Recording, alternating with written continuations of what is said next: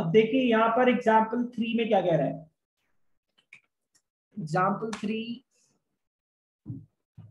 कह रहा है कि ए एक सेट है जिसमें 3 एलिमेंट्स हैं 1, 2, 3।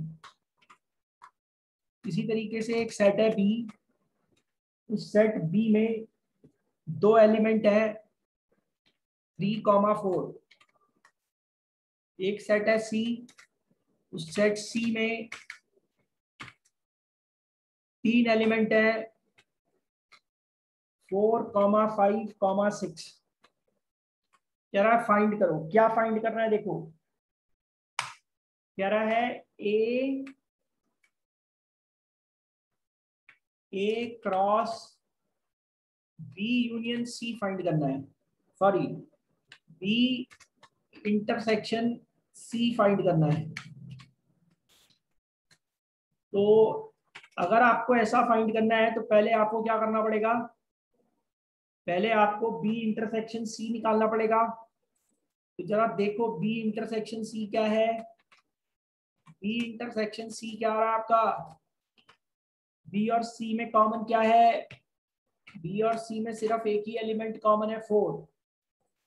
तो ए क्रॉस बी इंटरसेक्शन सी, यानी कि पहला एलिमेंट ए से और दूसरा एलिमेंट बी इंटरसेक्शन सी से। समझ में आई बात। तो क्या लिखूं मैं, 1, 4 और क्या लिखूं, फिर लिखूंगा 1, 2, 4। अबे 4 ही तो एलिमेंट होंगे बस, है ना। 4 नहीं 3 ही तो होंगे यार, मेरा भी दिमाग खराब कर दोगे अपने साथ। 3, 4। सो दिस इज हाउ हमने ये लिख दिया, बात खत्म हो गई। फर्दर देखो क्या कह रहा है, A cross B intersection A cross C. ठीक है, तो पहले आपको क्या निकालना पड़ेगा, पहले आप वो सेट तो बनाओगे जिसके साथ आपको क्रॉस लगाना है। तो ए क्रॉस बी, ए क्रॉस बी निकालो पहले। ए क्रॉस बी, ए क्रॉस बी कैसा सेट है देखो, जल्दी देखो क्या क्या होगा ए क्रॉस बी में। ए क्रॉस बी में होगा 1, 3, फिर 1, 4, फिर 2, 3, फिर 2, 4। ठीक है, और देखो 3, 3, फिर 3, 4। ये बन गया सर हमारा ए क्रॉस बी। इसी तरीके से क्या लिखोगे, इसी तरीके से लिखो ए क्रॉस सी। ए क्रॉस सी क्या बनेगा, ए क्रॉस सी बनेगा, ध्यान से देखना यहीं पे लफड़ा होता है। हाँ, ए क्रॉस सी बनेगा आपका 1, 4। फिर वे टाइप करने की तो दिक्कत है मेन, 1, 5, फिर 1, 6। ऐसी क्या क्या लिखोगे। अब मैं एक काम कर रहा हूं, मैं स्पेस छोड़ के सीधा सीधा लिखते जा रहा हूँ, इसमें बड़ा टाइम लग जाएगा। 2, 4 और क्या होगा, 2, 5 और क्या होगा, 2, 6। फिर क्या लिखोगे, फिर लिखोगे 3, 4, फिर 3, 5। फिर क्या लिखोगे, फिर लिखोगे 3, 6। सो दिस इज हाउ हमारे ये ऑर्डर्ड पेयर्स बनेंगे। ठीक है, ठीक है या नहीं? अब जरा देख के बताओ इनका इंटरसेक्शन क्या है, जल्दी बताओ, देखो जल्दी। अबे मैं इतनी मेहनत कर रहा हूँ तुम्हारे लिए, लिख लिख के हैं, अब तुम लोग यहाँ बोलने तक तो तैयार नहीं हो। जान निकल रही है क्या बोलने में, या समझ नहीं आ रहा तुम्हें?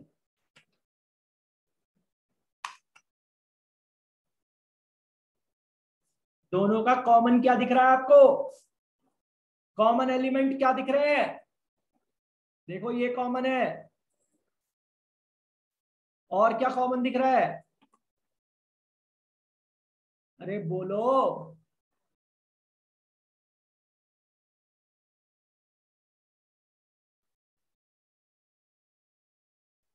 कुछ समझ नहीं आ रहा क्या तुम्हें? कॉमन एलिमेंट नहीं दिख रहे हैं? कॉमन एलिमेंट नहीं दिख रहे तुम्हें? कॉमन एलिमेंट नहीं दिख रहे, बताओ यार, हद हो गई।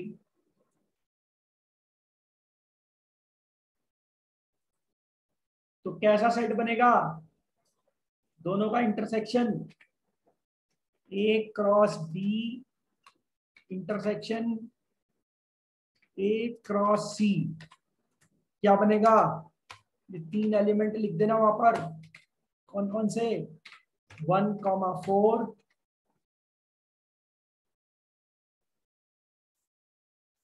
और 2,4 और 3,4। ठीक है, अब क्या इतना देखने की जरूरत थी हमें? क्या हमें ये दोनों का अलग अलग सेट लिखने की जरूरत थी? सिंपल दिमाग नहीं चला सकते थे क्या? ए क्रॉस बी और ए क्रॉस सी का हमको इंटरसेक्शन लेना है। ठीक है, अब देखो, पहला एलिमेंट तो सब में एक ही रहेगा। सुन लो भाई ध्यान से, पहला एलिमेंट तो सब में एक है दोनों में। अबे इस वाले सेट का और इस वाले सेट का इंटरसेक्शन लेना है, तो पहला एलिमेंट तो सब में एक है ही है। हमें वो ऑर्डर्ड पेयर लेने हैं जो सेम है ना?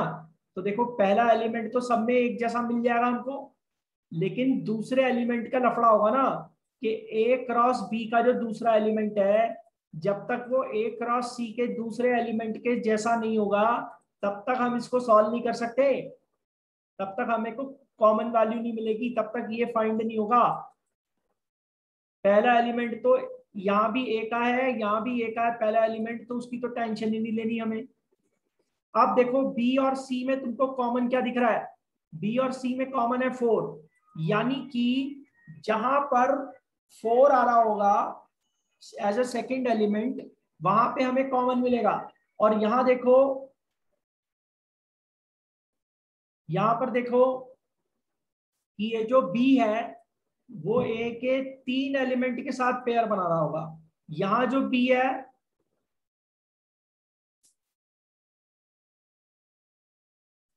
समझाना खाला अगर नहीं है,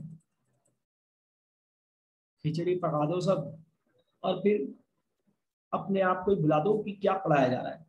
अबे पहला एलिमेंट तो दोनों का सेम मिलेगा हमको। हमें यही तो देखना है कि जो बी और सी में कॉमन एलिमेंट है, वो कॉमन एलिमेंट कितनी जगह पर आ रहा है। ठीक है, तो कॉमन एलिमेंट क्या है बी और सी में? बी और सी में कॉमन एलिमेंट है 4। समझ में आई बात? समझ में आया? Yes sir. तो यानी कि जहां पर हमें 1,4 दिख रहा होगा, 2,4 दिख रहा होगा, 3,4 दिख रहा होगा, वो वाले एलिमेंट हमारे यहाँ पर आ जाएंगे। तो इतनी मेहनत करने की जरूरत थी नहीं, आप चाहते तो सीधा भी लिख सकते थे इसको। थोड़ा अक्ल भी तो लगाओ। अब देखो नेक्स्ट वाले में क्या कह रहा है? ए क्रॉस बी यूनियन सी। अब बी यूनियन सी पहले लिखोगे। बी यूनियन सी क्या है? B union C is, B और सी का यूनियन क्या होगा?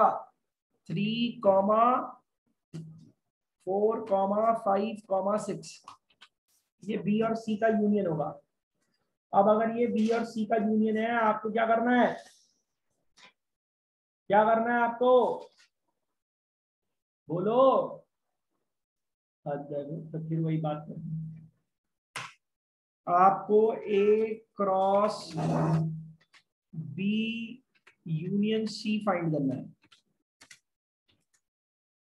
तो अब यहां पर पहला एलिमेंट ए का और दूसरा एलिमेंट बी यूनियन सी का, तो बना लोगे इसे? अबे बना यस लोगे सर। कि नहीं? अब मैंने यस लिखवाओ सर, मुझे बनाएंगे। यार, बहुत मेहनत लग रही टाइप करने में। इससे बढ़िया तो सामने क्लास हो जाती तो बहुत अच्छा था। और अभी तो कुछ समय बिल्कुल भी नहीं करनी है क्लास, क्योंकि बहुत हालत खराब है। पहले तुम नहीं चाह रहे थे तो मैं कह रहा था हाँ कर लो पिछले साल, और इस साल अब तुम चाह रहे होगे कि सामने सामने हो जाए, लेकिन अब मेरी भैया मेरी तो हिम्मत नहीं है, बहुत मुश्किल है इस समय, बहुत खराब हालात है।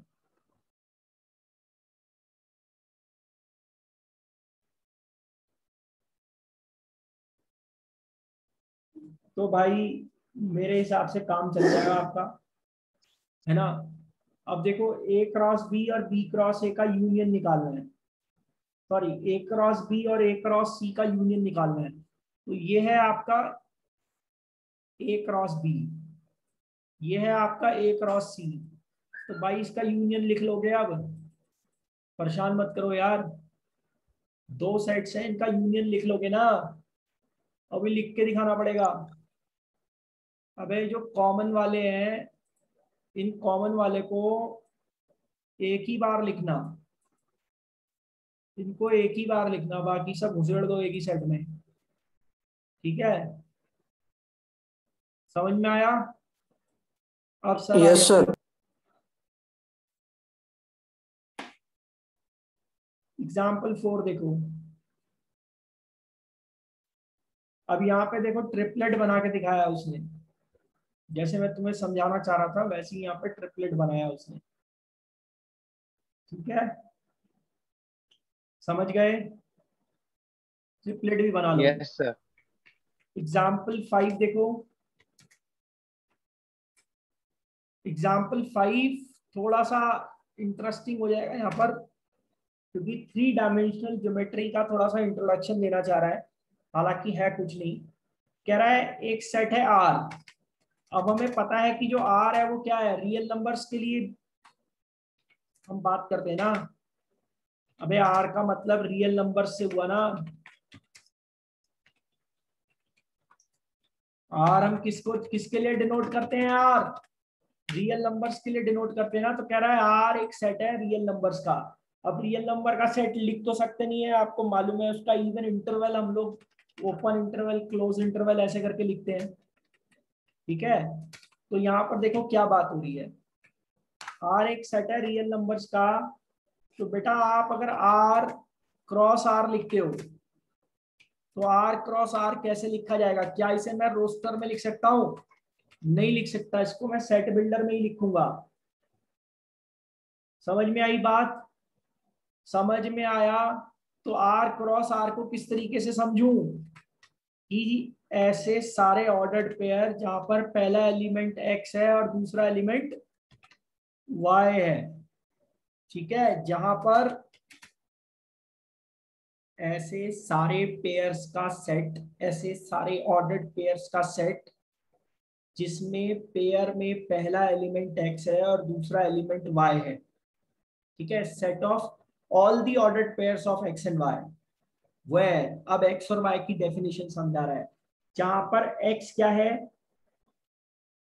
जहां पर एक्स और वाई दोनों ही बिलोंग कर रहे हैं किससे, किससे बिलोंग कर रहे हैं,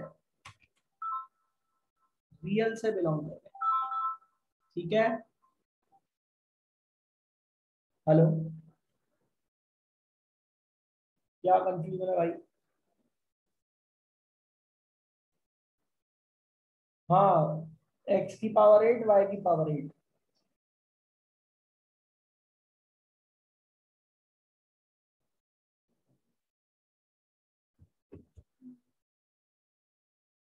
ठीक है भाई, तो ऐसा सेट हम बना रहे हैं। अब जरा मुझे समझाओ कि ये सेट कैसा सेट हुआ। अब एक्चुअल में कंक्लूड कर रहा है कि Cartesian product of sets use कहां हो रहा है एक्चुअल में। कैसा सेट हुआ ये? अब एक कोऑर्डिनेट ज्योमेट्री होती है, कोऑर्डिनेट ज्योमेट्री में क्या कहते हो कि कोई भी कोऑर्डिनेट x, y से रिप्रेजेंट होगा और उस कोऑर्डिनेट ज्योमेट्री के प्लेन को क्या बोलते हो? कार्टेशियन प्लेन बोलते हो। अब 2 डायमेंशनल का जो होता है, 2 डायमेंशन का जो 2D वाला प्लेन वाला हमारा कार्टेशियन प्लेन है, उस कार्टेशियन प्लेन को हम लोग यही तो कहते हैं एक्स एक्सिस है, वाई एक्सिस है या नहीं? और कोई भी कोऑर्डिनेट जो है वो कैसे रिप्रेजेंट होगा? एक्स कॉमा वाई से रिप्रेजेंट होगा। क्या वहां पर एक्स और वाई का वैल्यू इंटीजर से है? नहीं, एक्स और वाई का वैल्यू रियल नंबर से है। अरे यार कसम से हद होती है ना। ये है तुम्हारा कार्टेशियन प्लेन, ठीक है। ये जो हम y एक्सिस बना रहे हैं, इस y एक्सिस पे 1 2 3 4 5 6 जरूर लिखते हो तुम लोग, लेकिन ये 1 2 3 4 5 6 ये एक नंबर लाइन की तरह है y एक्सिस। ये y एक्सिस जो हम लिख रहे हैं, ये y एक्सिस एक तरीके से नंबर लाइन है ना, समझ गए? 2 नंबर लाइन ही तो क्रॉस करती हैं। तो जब नंबर लाइन की बात कर रहे थे, कोई भी वैल्यू नंबर लाइन पे आ रही है वो रियल नंबर से बिलोंग करेगी ना। तो ये कार्टेशियन प्रोडक्ट का कोई भी कोऑर्डिनेट, कोई भी कोऑर्डिनेट किस तरीके से जनरलाइज हो सकता है? एक्स कॉमा वाई से जनरलाइज हो सकता है। समझ में आई बात? तो उस एक्स कॉमा वाई की डेफिनेशन लिखी हुई है यहाँ पर, उस एक्स कॉमा वाई को जनरलाइज किया हुआ है यहाँ पर कि वो कैसे मिल रहा है हमें, जब हम इस y एक्सिस की रियल नंबर्स को इस x एक्सिस के रियल नंबर्स के साथ r क्रॉस r में लिख रहे हैं। अब समझ में आया? तो जितने भी पॉइंट्स हम किसी कार्टेशियन प्लेन में दिखा सकते हैं वो x, y से रिप्रेजेंट होंगे, जहां पर x और y किससे बिलोंग कर रहे हैं? रियल नंबर से। अब समझ गए होंगे।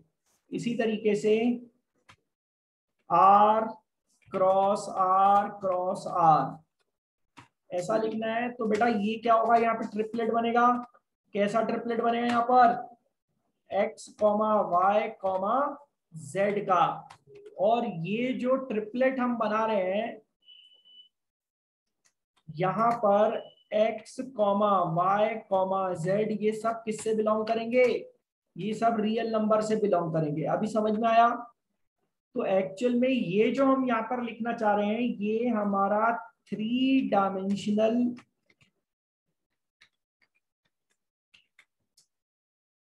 डायमेंशनल जो स्पेस होता है,